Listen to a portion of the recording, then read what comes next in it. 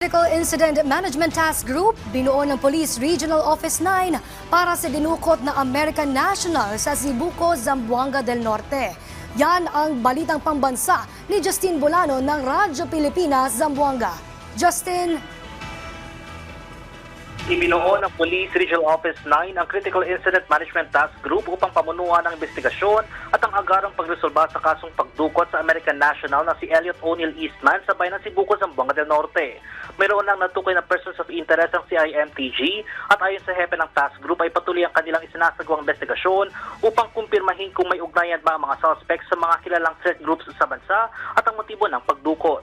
Ayon pa kay Pro 9 Director Police Brigadier General Bowen Joy Matauding, patuloy na pinagsusumikapan ng task force ang pagtugi sa armadong grupo at masigurong maayos sa pagbalik sa biktima.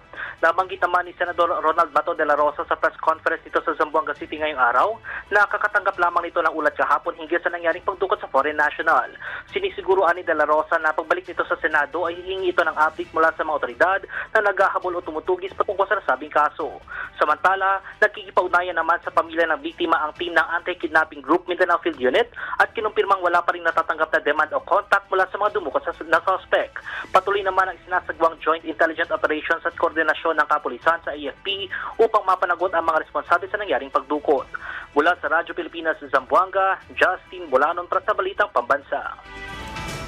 Maraming salamat, Justin Bolano.